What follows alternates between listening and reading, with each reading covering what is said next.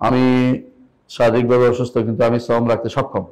কিন্তু সমস্যা হচ্ছে আমি যদি ওষুধ মিস করি, সেক্ষেত্রে আমার অসুস্থতা বেড়ে ঝুঁকিপূর্ণতার দিকে যেতে পারে। এখন আমার করণীয় কি?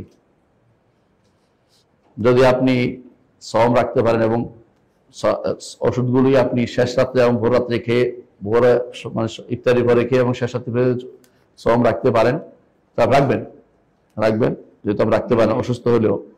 আর যদি কোনো এটা করা যায় না, ভুলে গেছেন কোনো কারণে, না খেলে অসুস্থ হয়ে যাবেন, তাহলে আপনাকে শ্রম ভঙ্গ করা বৈধ অসুস্থতার কারণে। পরবর্তীতে আপনি নিজে কাজা করতে না পারলে মিসকিনকে খাওয়াবেন এবং খাওয়াবেন। এটা কিন্তু টাকা দিবেন না, মিসকিন খাওয়াবেন। খাওয়ানোর জন্য খাবার দিলে হবে, কিন্তু টাকা না। খাবার কিনে দিবেন, বস্তা একটা কিনে দিবেন, 1 মহিনা বস্তা, যে কদিন খাইতে পারো। মানে এটা হলো আসলে বেশি করে দিতে বলছে এই জন্য, মূলত এত না। মূলত হচ্ছে 1 কেজি 10 গ্রাম, 1 কেজি 10 গ্রাম প্রতি সহমের জন্য।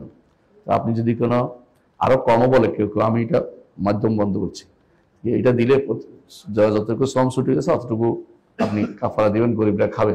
সে গরিব কারা? তাহলে এলেম যারা আছে, এলেম অর্জন করতেছে সব গরিব। ফকির যারা আছে, ওদের মধ্যে যারা ফকির আছে, দিনই এলেম অর্জন করে সব গরিব। বুঝলেন এই কথাটা? এরাও খাইতে পারবে ফি সাবিলিল্লাহর খাত থেকে, আর গরিব হলে আরেক খাত থেকে খেতে পারবে। তাহলে এলেমের জন্য 2টা খাত আছে, একটা ফি সাবিলিল্লাহর খাত, একটা হচ্ছে গরিবের খাত।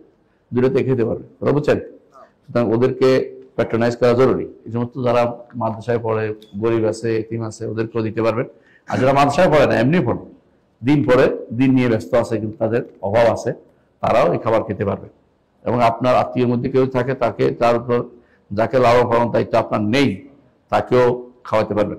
কিন্তু যাকে লালন পালন দায়িত্ব আপনার আছে, তাকে দিতে পারবেন না, কথা বুঝছেন? ধরুন আপনার ছোট ভাই হয়ে দিতে পারবেন না, ছোট ভাই দেখা দায়িত্ব আপনার বড় যদি ভাই হয়, তিনি আলাদা সংসার আছে, অভাবী আছে, তাকেও দিতে পারবেন। বুঝেছেন পার্থক্য? বুঝছেন? নিজে বোনদের দিতে, বিয়ে হয়ে গেলে দিতে পারবেন, কিন্তু বিয়ে না হলে তাদের এটা খাওয়াতে পারবেন না। এটা তো আপনার ভিতরে রয়ে গেল, তার দায়িত্ব, আপনার দায়িত্বের ভিতরে পড়ে। দাদি নানিকে দিতে পারবেন না, ওদের খাওয়ানো আপনার দায়িত্বের ভিতরে পড়ে। বুঝে আসছে? হ্যাঁ, মামাকে দিতে পারবেন, অভাবী হলে মামাকে দিতে পারবেন। কথা বুঝছেন তো? জি, আলহামদুলিল্লাহ।